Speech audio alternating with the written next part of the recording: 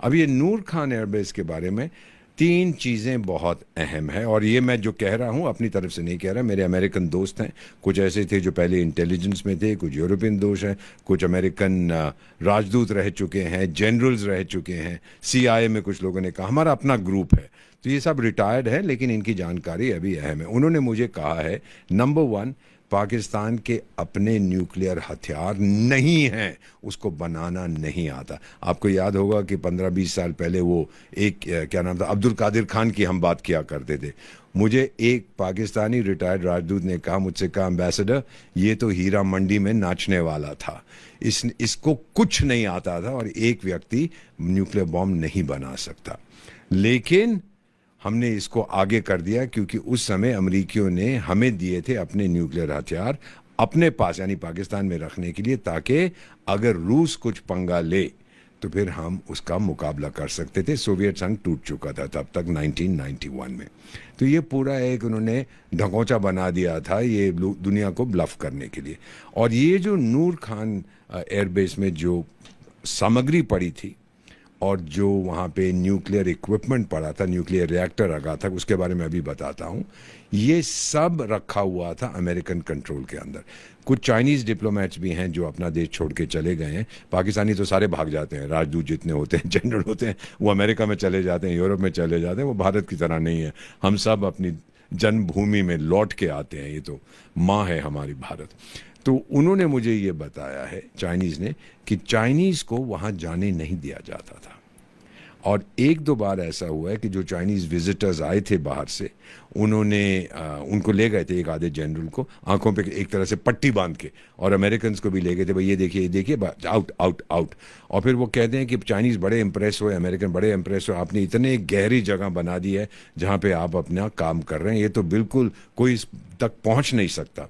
हमने क्या किया था, और ये मैं पूरी अथॉरिटी के साथ कह रहा हूँ, जो इसका एयर कंडीशनिंग का डक्ट होता है जिसमें से हवा ये लोग अंदर खींचते हैं या बाहर फेंकते हैं, उसके थ्रू, जिसके शायद साइज 1 मीटर बाय 1 मीटर से भी कम होगा, 2 फुट बाय 2 फुट होगा, उसके थ्रू हमने ये अपनी एक मिसाइल भेजी, अंदर जाके फट गई।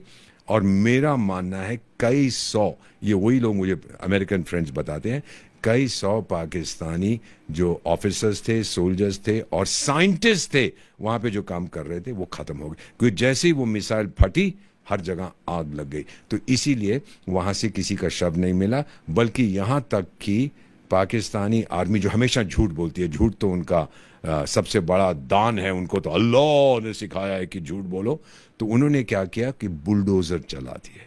एक सवाल मैं पूछूंगा सर इंटरवीन करते हुए, जी जी। कि ये एक बहुत बड़ा चौंकाने वाला खुलासा है कि पाकिस्तान ने वहां पर न्यूक्लियर एसेट्स छुपा के रखे थे और भारतीय मिसाइल ने बेहद सटीक निशाना लगाया और उसमें तबाही बर्बादी जो पाकिस्तान को हुई है वो अब भी छुपाने में जुटा हुआ है। वो छुपाने में इसलिए जुटा हुआ है कि वो बताना नहीं चाहता। वो अमेरिकन जो वहाँ पे लोग थे उस बेस में, कुछ अमेरिकन एसेट्स भी, मेरा मानना नहीं है कि कुछ अमेरिकन सिपाही भी वहाँ थे, नहीं तो तहलका मच जाता, लेकिन पाकिस्तानी वहाँ ज़रूर थे। क्या कर रहे थे, हमारा एक अग्रीमेंट है पाकिस्तान के साथ कि हर जनवरी, 1 जनवरी को हम एक्सचेंज करते हैं, भाई टाइगर ये मेरी सिविल न्यूक्लियर फैसिलिटी है, ये तेरी है, तू मुझे मत ठोकियो, मैं तुझे नहीं ठोकूंगा। लेकिन जो जो मिलिट्री फैसिलिटीज़ हैं, न्यूक्लियर बॉम्ब्स वगैरह बनाते हैं, वो हम एक दूसरे के साथ शेयर नहीं करते।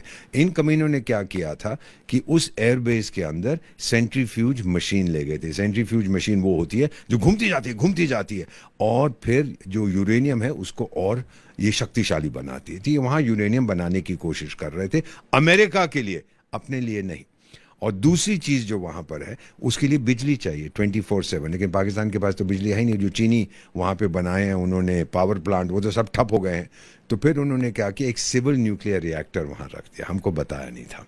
और जब हमने हमला किया, हमने सोचा कि अब इन पर हमला करना है क्योंकि ये इनका एक बेस है, तो इसमें ये फंसा। और जो एक्यूरेसी थी हमारी, उससे अमेरिकन भी बिल्कुल घबरा गए थे। अब एक चीज़ आपको बताता हूँ, डोनाल्ड ट्रंप साहब बार बार कहते हैं कि मैंने मध्यस्थता की और ये फायरिंग इन्होंने बंद कर दी। एक टेम्पररी जो है क्या सीज फायर तो नहीं कहेंगे, बट टेम्पररी अग्रीमेंट किया कि हम नहीं करेंगे। मैं आपको बहुत सोच समझ के कह रहा हूँ, और मेरे दोस्तों ने जो बताया ये झूठ नहीं बोल रहा। इसके लोगों ने फ़ोन किया था हमें, इसके उपराष्ट्रपति ने किया था, इसके रक्षा मंत्री ने किया, इसके गृह मंत्री ने किया, जो secretary of state, secretary of defence, कि भाई वहाँ जो सामान पड़ा है वो हमारा है। हमें समय दो, मत ठोको उस बेस को, हमें समय दो कि हम वो सामान निकाल सकें। इसीलिए ट्रंप झूठ नहीं बोल रहा है। इतनी बार जो उसने कहा ये हवा में दावे नहीं कर रहा। उसके कहने पर हमने कहा ठीक है, फिर हमने कहा कि सिर्फ ये बोलिए पाकिस्तान को वो सीधी मुझसे बात करे जो उसने की। उसने घुटने टेक दिए, भाई माफ़ कर दो, और हमने फिर कहा ठीक है अभी कुछ देर के लिए हम इसको सस्पेंड कर रहे हैं।